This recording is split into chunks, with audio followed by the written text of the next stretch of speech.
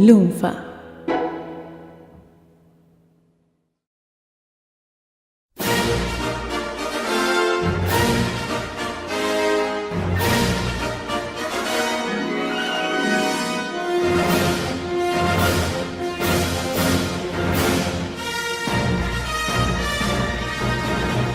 Hoy en Supercast, Capitán M, Sayusman, Super Goldstein y Dr. D nos van a contar cuáles son las gemas en el cine y en la televisión más importante del Capitán América.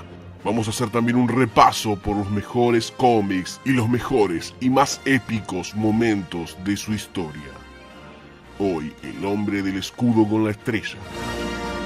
El hombre que no necesita capa. Aquel que supo defender los ideales más importantes en el mundo. Hoy con nosotros, el Capitán América.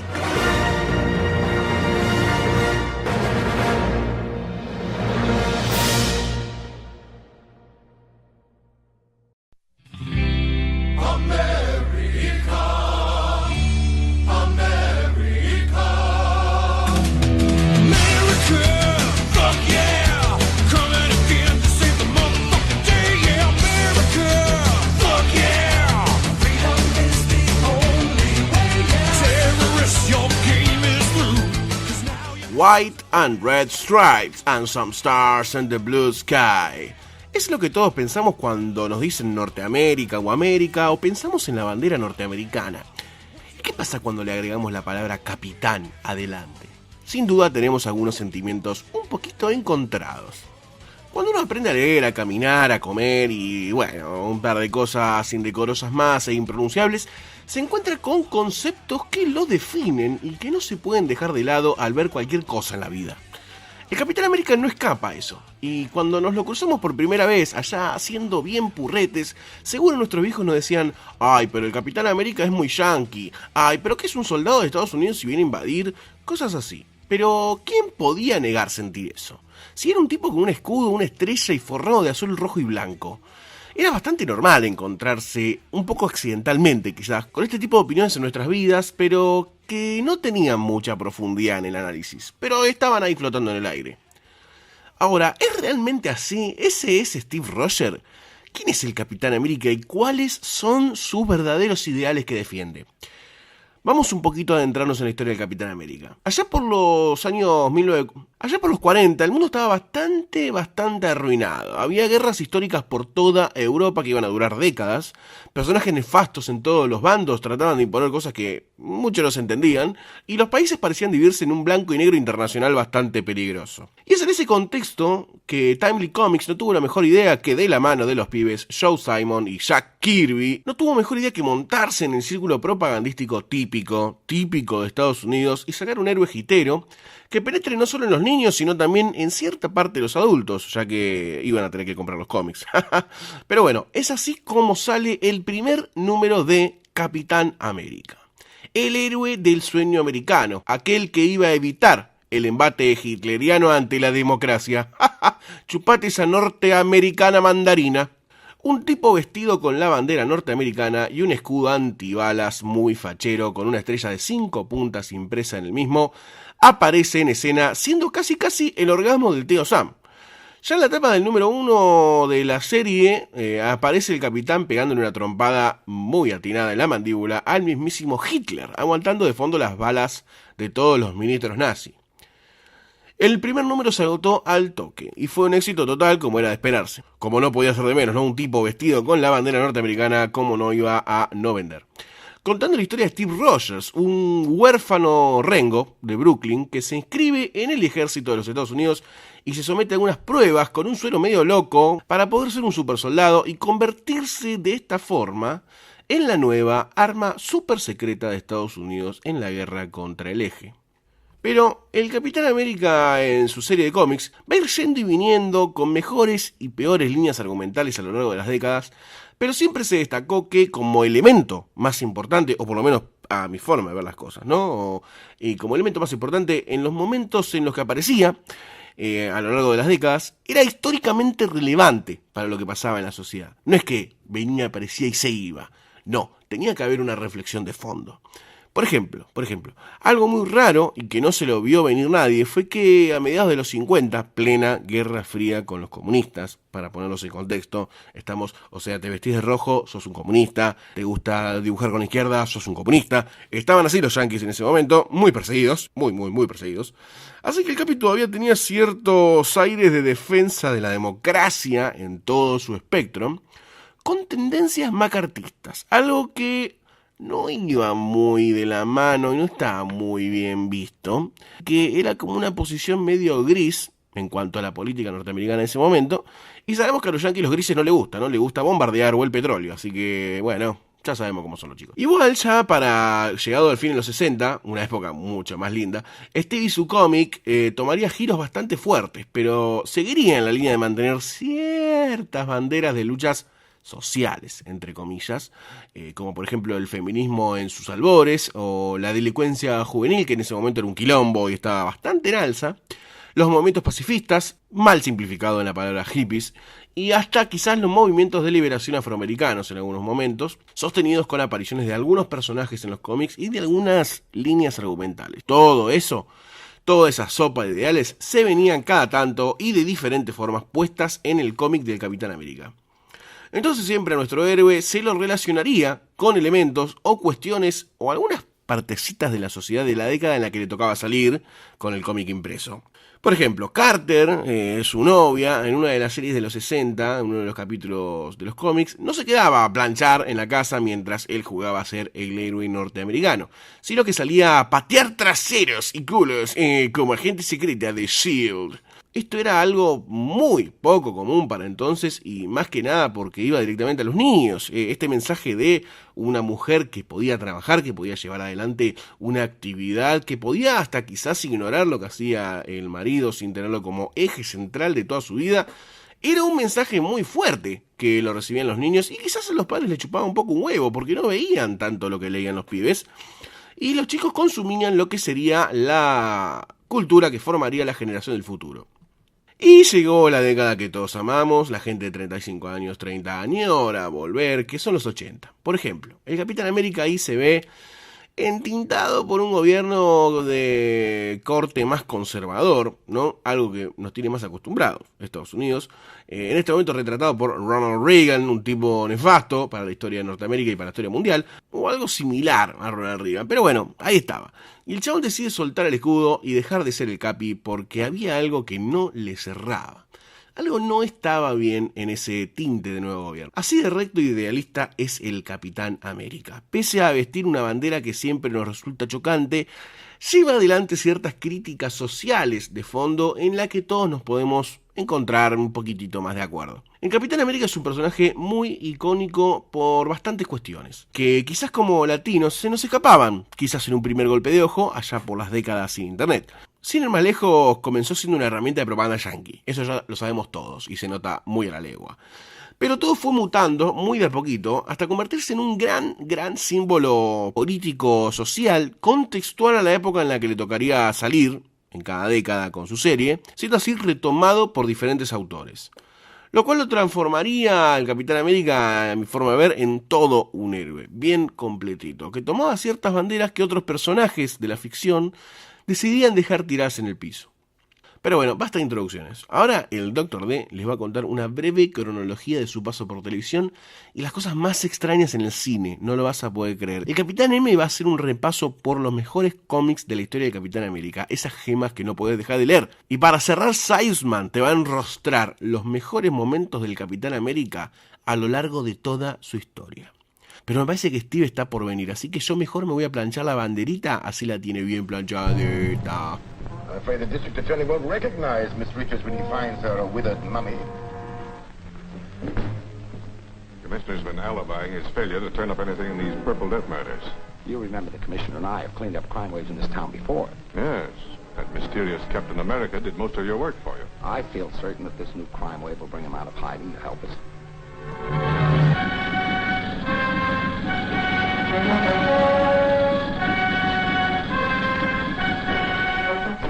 Estamos en plena Segunda Guerra Mundial.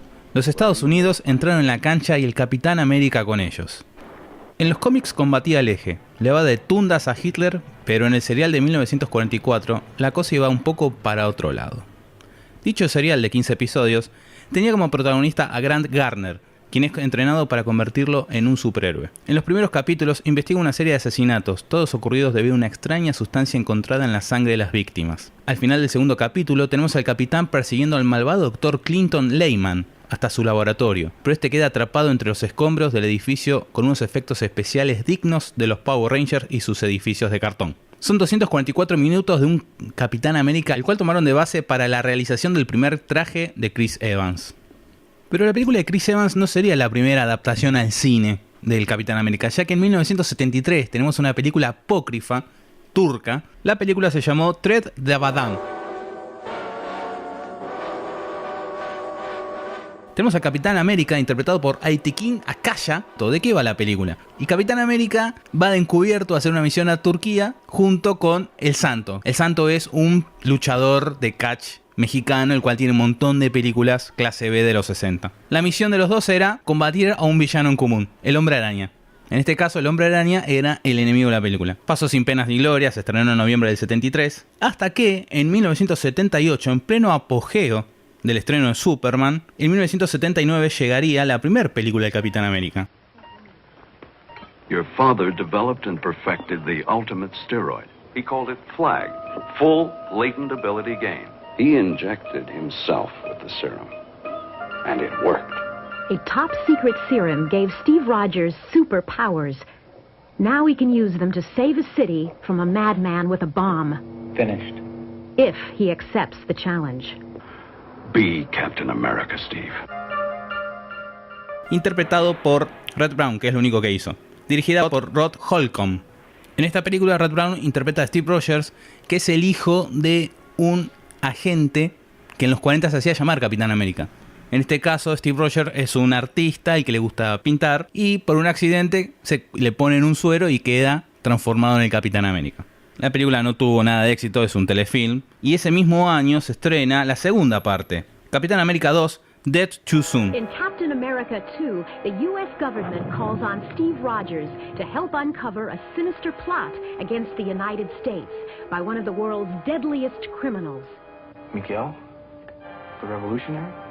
In his quest for world domination, this man plans on holding the United States hostage. Yeah. En esta segunda entrega, el Capitán América tiene que detener al General Miguel, interpretado por Christopher Lee. Se llama General Miguel posta, no General Michael. El General Miguel, que intenta realizar una guerra, una revolución, teniendo como arma un suero, el cual hace que la gente envejezca de golpe y fallezca. Ese es todo el plot. El tipo tiene que evitar que tire eso sobre el mundo y toda la gente muera. Obviamente, al final de la película, el General Miguel fallece, muere por su propia arma, ¿no? En 1990, también. A ver, si en el 78 se estrenó Superman y fue un golazo, en el 79 se estrenó Capitán América. En el 89 se estrenó Batman, que fue un golazo con Michael Keaton. ¿Por qué no estrenar otra película de Capitán América? Así es como en 1990 llega Capitán América. Where'd you get your guinea pig? Happens to be the best damn candidate out of 600 volunteers. A secret experiment gave one man the strength of 100. The rest of the world, he's just codenamed Captain America. And the power to save millions. The Jerry's had an experimental rocket ready to fire at a target. En pleno fulgor por Batman, se pone en producción después de 11 años una nueva película del Capitán América, dirigida por Albert Pyun, quien dirigió Cyborg con Van Damme un año antes. Tenemos una peli de bajo presupuesto protagonizada por Matt Salinger, donde el capitán pelea contra Cráneo Rojo, que en la cabeza parecía una de esas figuritas de los Meatballs, no sé si se acuerdan. La historia comienza con un pequeño niño que es raptado en la Italia fascista y está por ser víctima de experimentos. La doctora Basali se niega a experimentar con el chico y huye a los Estados Unidos, donde 7 años después experimenta junto con el gobierno yanqui, convirtiendo a Steve Rogers en un super soldado. Paralelamente tenemos a este pequeño niño, Tano, convertido en todo un hombrecito, convertido en el Cráneo Rojo. Este planea lanzar un misil a la Casa Blanca, pero el capitán se mete en la lanzadera y luego de una batalla es atado al misil, pero no sin antes agarrar al Cráneo Rojo para salir los dos despedidos en el cohete. Pero Red Skull se corta la mano instantes antes del despegue y el cohete vuela con el capitán atado y caen en Alaska, donde queda congelado hasta 1990. Con los años, Cráneo Rojo se hizo cirugías, sigue en Italia y es el líder de una familia del crimen. Dicha organización se encargaba de hacer el trabajo sucio de los yanquis, que era matar otros yanquis que estuviesen en contra de sus proyectos capitalistas. En la lista están el Dr. Martin Luther King, Kennedy, Robert Kennedy, los dos Kennedys, y el próximo a matar es el presidente actual de los Estados Unidos. Parece que Cráneo Rojo tenía una obsesión con el tipo. El capitán despierta y cree que está en 1940, pero la hija de su novia le da unos VHS donde se pone el día con la historia. Finalmente, el capitán se une a la hija de su novia y derrota a Cráneo Rojo y a su hija, que muere decapitada por el escudo del capitán. Y logran rescatar al presidente de los Estados Unidos. ¡Viva América! En esta ocasión tenemos un traje más creíble, es de goma, que se le queda mucho más pegado al cuerpo de Steve Rogers. Los amantes del látex para bienes. La peli tenía un final polémico, por lo cual tuvieron que cambiárselo y por eso el estreno se retrasó a 1991. Y así es como fueron los primeros comienzos del Capitán América en la pantalla grande y chica, porque son películas. Pero en el 2011 llegaría la versión que todos conocemos.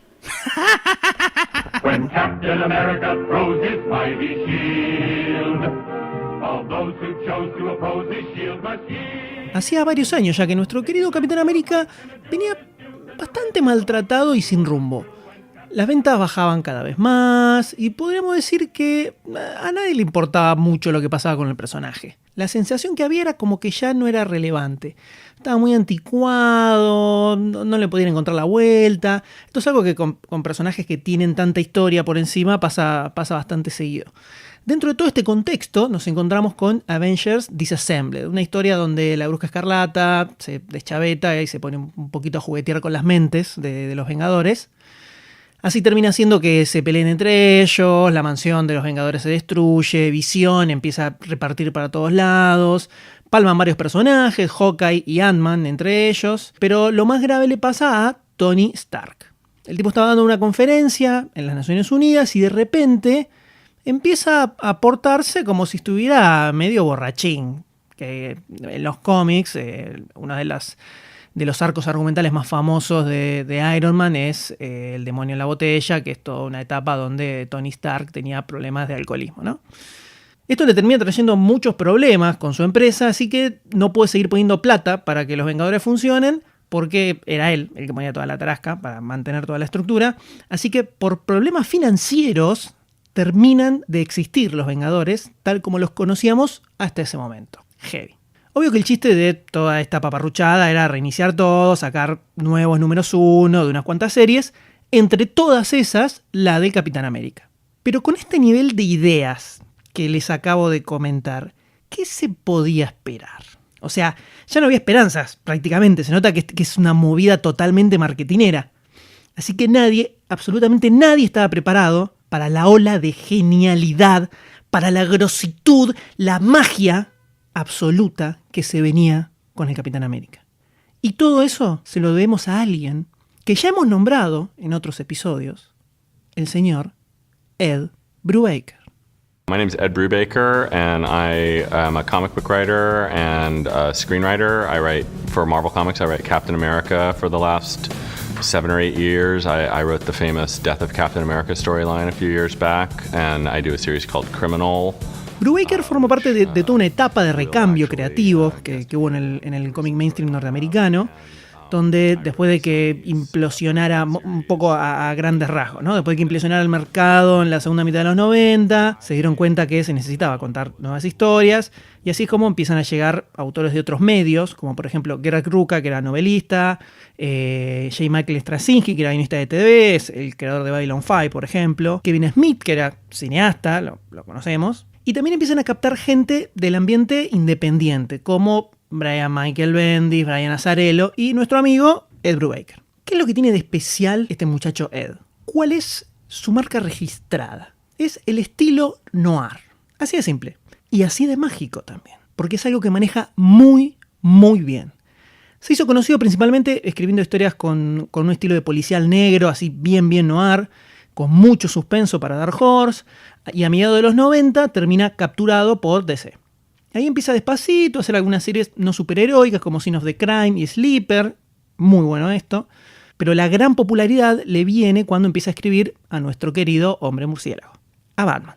Se hace cargo del título principal, después mete algunos números de Detective Comics y en el medio hace algunas miniseries. Y su gran logro es darle a Batman este toque noir justamente, que es su marca registrada. Pero como si eso fuera poco, en esta etapa cosecha 2 gemas indiscutibles. La primera es Gotham Central, con Greg Rucka, una serie centrada en el departamento de policía de Gotham, donde no voy a detenerme a decir lo zarpado que está esto, vayan, léanlo todo, después vienen, me dan las gracias, listo. Pero la segunda gema es la coronación total.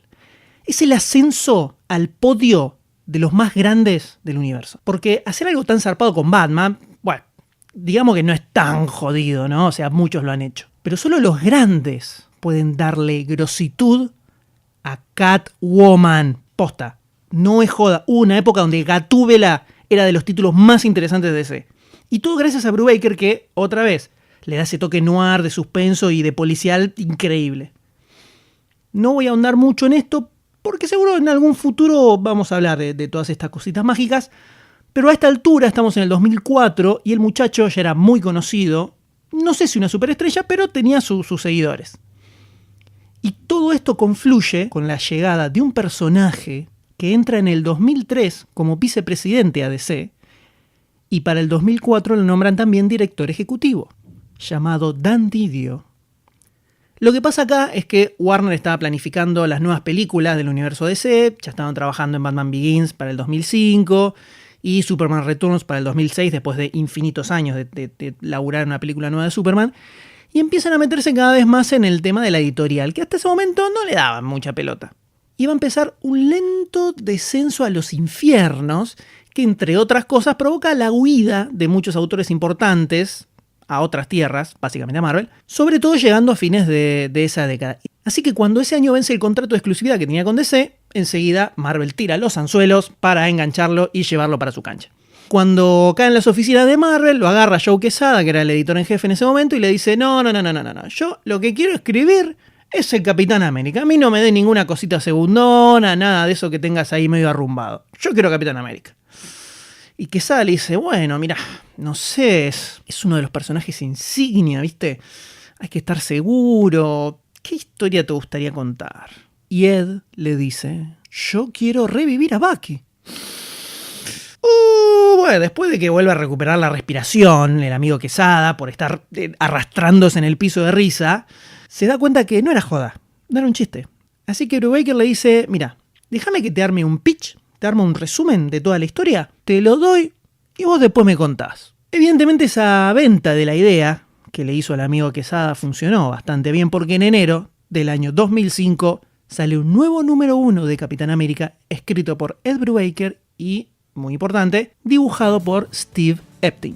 I knew from the time I was a little kid that you could make a living writing stories, because my uncle was a famous screenwriter here at The Wild One and On the Beach and Murder My Sweet. So I never had any other thought of something to do that wasn't creative. I used to draw comics that I wrote, and I've always just written stories my whole Epting life. es un dibujante que tiene un muy buen punto medio entre un estilo medianamente realista mezclado con un dinamismo y un planteo de viñetas bastante comiquero, digamos. No soy súper fan de Epting, más que nada porque depende mucho de tener un buen entintador, que en los primeros 12 números lo tiene. Después se empieza a complicar un poco. Y aparte se usa mucha foto para los fondos, eso me molesta un toque. Nunca suele quedar bien, salvo que le pongan mucho laburo gráfico de Photoshop. Y este no es específicamente el caso. Pero igual termina formando una especie de simbiosis con Brubaker, algo que ya le había pasado con otros dibujantes, con Michael Lark y sobre todo con John Phillips, con los que después hace un montón de cosas. Así que se ve que Ed es bastante gauchito con los dibujantes. Entonces, ¿qué es lo que aporta Brubaker, que termina cambiando todo el enfoque del Capitán América? Voy a intentar no spoilear mucho, porque esto es algo que hay que leer, pero lo principal es darse cuenta que el Capitán América no es un superhéroe, por lo menos no es un superhéroe en un sentido tradicional del término. El tipo, antes que cualquier otra cosa, es un soldado. Y tampoco es un soldado tradicional, es un soldado que vivió muchísimas guerras y un montón de batallas de las más sangrientas y violentas que existieron. Entonces, ¿qué pasa con todo esto? ¿Qué pasa con todo ese bagaje que el tipo tiene encima? Básicamente lo que hace es decir, Steve Rogers no es la identidad secreta, Steve Rogers es el Capitán América. Es un tipo con una vida muy particular. ¿Dónde se refleja eso? Esto que ahora, después de ver las películas, parece re obvio, en ese momento fue clave y casi revolucionario. Entonces empezamos a conocer sobre la vida de Steve Rogers. Vemos que es un tipo muy apesadumbrado, que se siente muy fuera de su tiempo, tiene una especie de loft donde vive, que se lo dio S.H.I.E.L.D., cada tanto lo visita Sharon Carter, James 13, que lo vemos en la última película, que es su exnovia, y está ahí sin hacer mucho, pasando el tiempo, y de repente empiezan a venirle recuerdos de la época de la guerra, de cuando luchaba con Bucky contra los alemanes, toda esa etapa de su verdadera época. En general, en la historia del personaje, no se le da tanta pelota a toda la etapa de la guerra porque es medio contradictoria, tiene cosas medio insostenibles como Bucky, un adolescente en plena Segunda Guerra, medio raro. Pero Brubaker se hace cargo de todo y va a ser una constante en su etapa. Este es un Capitán América que va a tener siempre muy presente todo lo que vivió durante la guerra y Brubaker lo va a resignificar todo muy magistralmente. Ya antes se habían hecho algunos ajustes a toda la etapa pre-Avengers del Capitán porque había muchas cosas que no cerraban, entonces... Por ejemplo, el Capitán América post Segunda Guerra, que perseguía espías comunistas por todos lados, resulta que no era Steve Rogers, porque Steve Rogers estaba congelado justamente, y Bucky se había muerto. Entonces resulta que era un profesor que había replicado el suero del supersoldado, pero tenía algunos errores, entonces se termina volviendo medio loco y encuentra comunistas por todos lados. Y después había un flaco que se llama Jack Monroe, que lo recluta porque era muy parecido a Bucky, y este Monroe después... quedó dentro de la cronología de Marvel, se convirtió en un personaje que se llama Nomad, hizo algunas cositas por ahí, nada muy relevante, pero estuvo. Pero siempre que se tomaban cosas de la época de la guerra era para decir, bueno, no, en realidad esto no era así, era como para corregir, digamos. Pero Brubaker dice, ¿sabes que no? ¿Sabes que sí? Tenía un sidekick de 17 añitos, iba a todos lados con Bucky.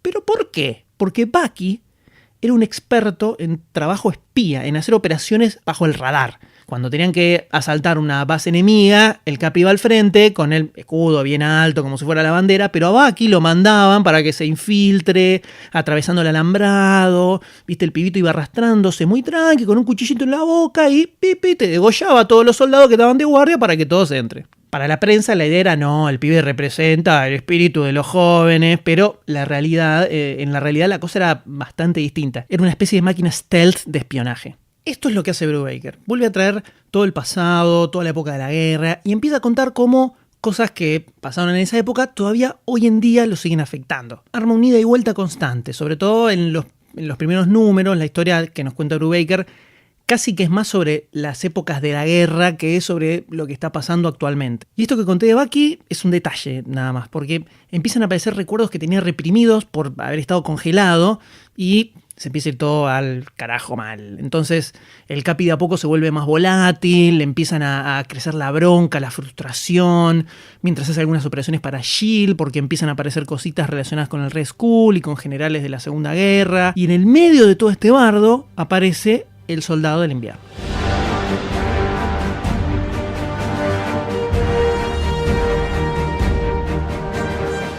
Yo quiero que entiendan un poco el punto de vista del lector con este tema. Resucitar a un personaje que se murió hace 1000 años siempre cae mal, siempre. Principalmente porque es algo que siempre se hace como movida marketinera, nunca tiene una historia interesante atrás y como que se caga un poco en la historia del personaje. No me refiero a cosas como la muerte de Superman, donde ya sabes que va a revivir. Entonces esto era muy sensible. Pero está tan bien planteado, es tan progresiva toda la investigación que va haciendo, cómo te va contando todos los sentimientos que le despiertan a él, lo que pasó en la guerra, que cuando llega ese momento, que obviamente el Capi no se lo toma muy tranquilamente, sentís toda la bronca y la frustración que tiene el tipo. Esto que en cualquier otro contexto sería algo totalmente horrible, acá se convierte en una obra maestra total. El personaje de Winter Soldier es increíble, tiene una chapa, un backstory súper interesante, a tal punto que después de un tiempo empieza a jugar a la par del Capitán América. Y cuando llega el momento en que vuelven a trabajar juntos, porque aparece un robot gigante, está tan bien armada la dinámica entre ellos que pensás, por Dios, así es como tendría que haber sido siempre, ¿cómo pudimos estar todos estos años sin Bucky? Toda esta etapa del Capitán América se llevó 4 premios Eisner, que son algo así como los Oscar del cómic yankee, y fue tan exitoso que Brubaker se quedó durante 8 años escribiendo El Capitán. Y en un momento incluso estuvo escribiendo 2 títulos en paralelo. Un monstruo. Un monstruo. Y en el medio de toda esta etapa ocurre Civil War.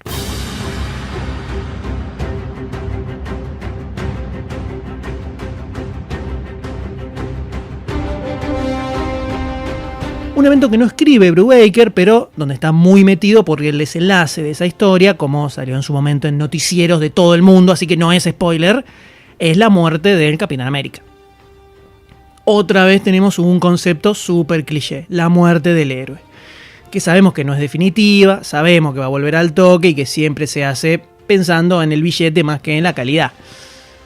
Bueno, juntaron un muy buen billete, pero si hay algo acá, es calidad, señores. Es calidad. ¿Qué hace Brubaker? Enseguida te dice, no, el Capi no se murió.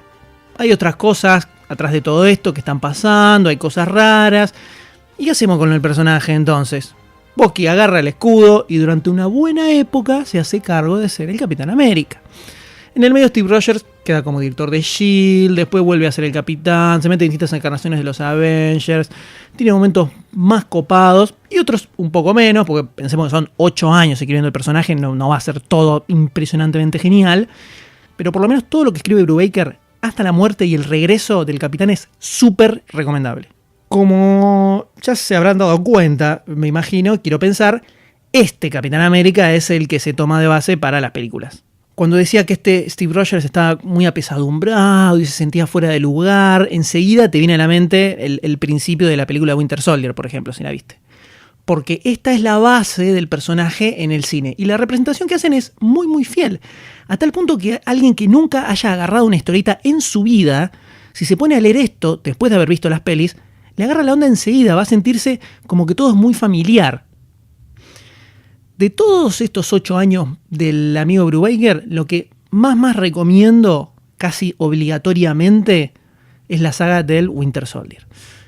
Algunos capaz van a decir, pero ya vi la película, no me voy a poner a leer lo mismo. No digas pavadas porque te doy un soplamoco, por favor te lo pido. La saga en el cómic no tiene nada que ver con la película, es una historia completamente diferente. Lo único que tiene de parecido es que en las dos está el Winter Soldier, que es Bucky, obviamente. Nada más. Después viene una saga que se llama Red Menace, que no está tan buena, tiene sus momentos, pero más o menos. Y después está todo lo de la muerte, que sí, es muy recomendable. Y ya después de eso hay de todo. Ahí recomiendo mandarse solo si quedaron muy cebados, porque es una bocha de material. Si lees en inglés, la opción que yo recomiendo es rastrear las 3 Complete Collection que sacó Marvel, que son 3 libros de tapa blanda de un montón de páginas, donde está Winter Soldier, en el segundo está Red Menace y el tercero es The Death of Captain America. En esos 3 tenés los primeros 42 números que escribió Brubaker. Todo lo que viene después está recopilado en infinitos trade paperbacks, son 8 años, o sea que son un montón. Y si no, la otra opción son una serie de ómnibus, que son 4 o 5 creo, donde está toda la etapa de Brubaker, pero ahí tenés un pedazo de billete bastante zarpado para poner. Esto mismo que mencioné de los 3 tomos Complete Collection hasta la muerte, Panini primero lo editó en revistitas hace 1.000.000 de años y después lo sacó en varios tomos de Marvel Deluxe. Creo que se consigue todo. Pero lo que no tienen excusa para no leer, lo que es una obligación, aunque no sean lectores de cómics, es agarrar la primer saga que escribe Brubaker, la del Soldado del Invierno, que está editada en cualquier colección de novelas gráficas de Marvel, en todos lados, en todas apareció. Salvat creo que lo sacó en 2 tomos. Si no me creen que esto es glorioso, vamos a hacer esto. Buscan el primer número, el primero nada más, Capitán América 1, escrito por Ed Brubaker, y le pegan una leída. Cuando lo terminen, cuando lleguen a la última página de esa revistita de 20-24 páginas, van a terminar tan al palo que no van a soportar no tener el resto para leerlo ya, ahí en ese mismo instante. Es un camino de ida. Ahora, ¿qué pasa si se quedan con más ganas de Ed Brubaker? Un tipo que ha escrito muchas cosas en Marvel y no todo es del nivel de Capitán América, o sea que hay que saber a dónde te vas a meter, porque puedes terminar en el medio de un pantano un poco fétido, podríamos decir. Por un lado pueden buscar su etapa en Daredevil, que lo que tiene de característico es que tienen que leerla después de leer todo lo de Brian Michael Bendis, porque es absolutamente continuado de eso. O sea que en realidad tienen que leerse lo de Bendis primero y después lo de Brubaker. Después, si no, tiene una serie de Iron Fist que hizo con Matt Fraction, que es lo que se va a tomar de base para la serie de Netflix. O sea que si quieren prepararse para eso, pueden agarrar esto. Esto es cortito, él hizo 14 números y toda la serie son 27 más o menos por ahí, o sea que no es un montón para leer. Después estuvo escribiendo X-Men de una época, eso es un poco más complicado, no recomiendo mucho que se metan ahí. Pero lo que sí son 2 gemas astronómicas.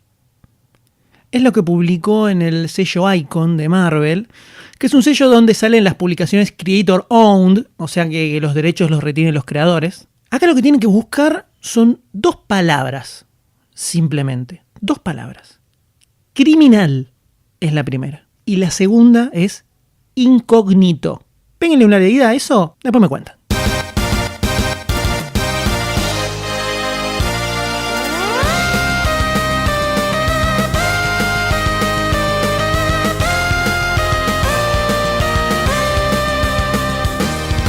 Una vez, cuando era un Dr. Sayus muy chiquito, mi madre me dijo: todo bien con los creadores, las historias de orígenes y toda esa perorata, pero a un superhéroe lo definen los hechos, nene. Y aplicando esa enseñanza voy a contarles un par de hechos que claramente definen nuestro héroe del momento, el Capitán América. Para empezar, y voy a decirlo de una, el Capi puede levantar el martillo de Thor. Go ahead, mortals. See if you can lift the mighty hammer of Thor. Only the worthy, aka me, may wield Mjolnir. Huh, neat. Captain America? You're worthy? Well, yeah. I sacrificed my life to stop Red Skull. I was frozen and gave up everything to save the world. Yeah, okay. That makes sense. Still, no one else can wield... Así es, pudo levantar el mítico Mjolnir. Pero no por su super fuerza, porque el martillo de Thor no se levanta usando fuerza física. Ya vimos que unos cuantos que quisieron y no pudieron. El martillo lleva una inscripción en el mango que dice: aquel que empuñe este martillo, si es digno de él, poseerá el poder de Thor. Y el Capitán América demostró tener los huevos bien puestos y ser uno de los pocos seres dignos en el universo que levantó el martillo de Thor. En una ocasión, en una batalla contra los seguidores de Seth, el Capi quería alcanzar el martillo que Mano de Manteca Thor había dejado caer. En el camino, para devolvérselo, se encontró rodeado de enemigos que prácticamente querían comérselo vivo, por lo que el capitán no tuvo mejor idea que empezar a regular el martillo a lo Thor, así, viste, a lo guapo, y bajar todo el que estaba de pie. Más tarde, cuando se terminó encontrando, Thor lo felicita y lo llenó de halagos por poseer un corazón puro y mente noble como para levantar el martillo. No sé ustedes, pero yo no conozco mucha gente que haya sido elogiada por un antiguo dios del trueno nórdico, ¿eh? Así que punto para Capi. Sabemos que el universo Marvel está repleto de criaturas y monstruos mitológicos, por lo que muy de vez en cuando suelen mezclarse esos mundos con lo de los héroes y se harán unas transformaciones medias locas. Como le termina pasando a nuestro adorado Capitán América, que tras un enfrentamiento con Nightshade, la autonombrada reina de los hombres lobo, es inyectado con un suero que lo convierte en, y obviamente, un hombre lobo. A pesar de su cambio físico, el capitán sigue siendo el mismo, o sea, sigue siendo consciente de lo que hace. Así que logra escapar de las garras de Nightshade y se enfrenta con todo su séquito cuando, por esa casualidad del destino Marvel, se termina encontrando con otro caballero de vello tupido en el pecho. Claro, estoy hablando de Wolverine, que justo estaba volviendo por ahí y justo estaba en furia berserker, o sea que estaba ultra violento el tipo, y esto le da la excusa perfecta para ir peleándose con todo lo que se le cruzaba en el camino.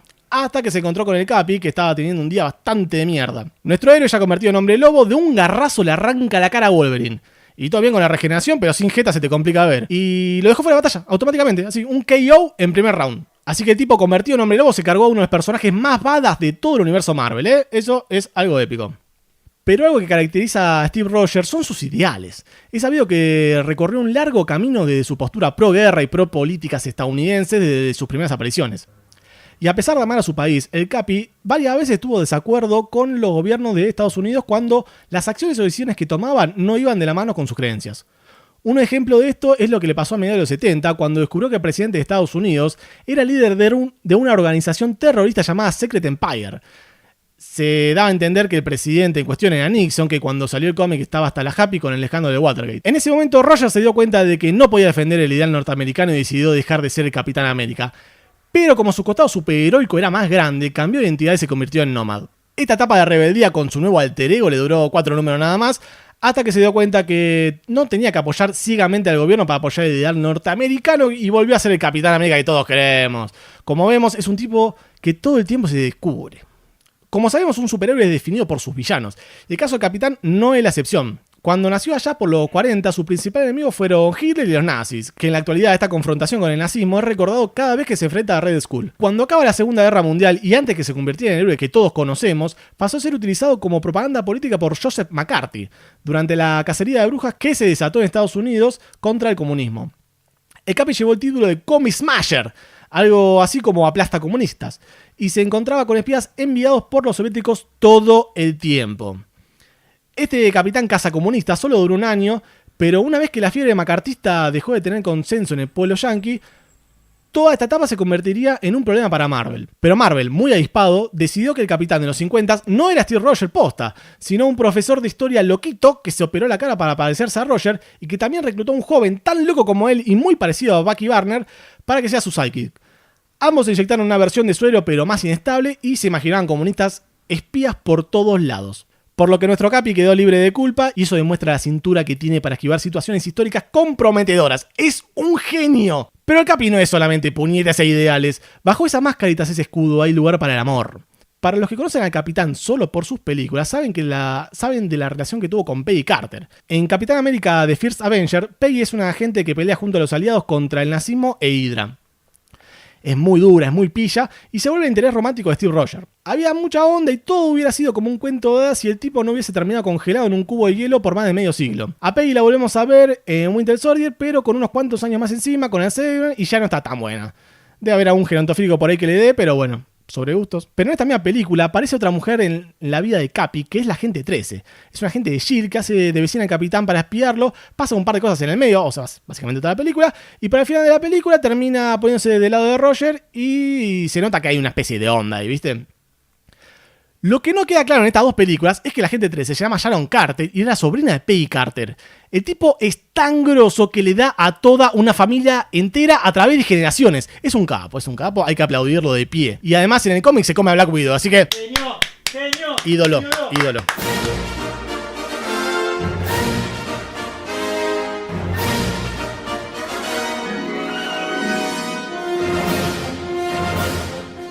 Si no te querés perder ningún episodio, suscríbete a Supercast en iTunes, iVoox o tu aplicación de podcast favorita. Si este episodio te gustó y tenés ganas de darnos una mano, lo puedes hacer de varias maneras. Compartir el podcast, pasáselo a todos tus amigos o entrar a iTunes o iVoox y dejarnos una valoración, porque eso nos ayuda mucho a conseguir nuevos oyentes. Supercast forma parte de Lunfa, un lugar en el que vas a encontrar un montón de podcasts increíbles. Puedes escucharlos entrando a lunfa.fm.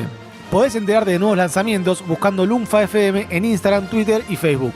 Así vas a encontrar podcasts como Podawans, un podcast sobre el universo de Star Wars, donde en el último episodio hablamos sobre el universo expandido y el nuevo canon de la saga. ¿Cuál es la diferencia entre canon y universo expandido? ¿Cuál, tío Goldstein? ¿Cuál? Más allá de las letras y tener una palabra más, el universo expandido comprende, básicamente, todo lo que no son las películas, las novelizaciones, las series animadas desde Clone Wars, allá por el 2008, y un par de cositas más. Y todo eso que se considera como la cronología oficial, se lo conoce como canon. Pero, ¿por qué lo definimos así y no decimos que el universo expandido son todas las obras no realizadas por George Lucas, el gordo pasado en azúcar? Porque, por ejemplo, las pelis de los Ewoks y el especial de Navidad del 78 son de Lucas y no son canon. No son canon, gracias a Dios. No deberían existir, ¿no? Pero bueno, no son canon. Luego, cuando aparece una corporación benéfica llamada Disney, que compra Lucasfilms, reformula todo el concepto de universo expandido y el canon en sí, pero eso ya lo vamos a tocar más adelante. Si querés saber cómo sigue, entra a lunfa.fm.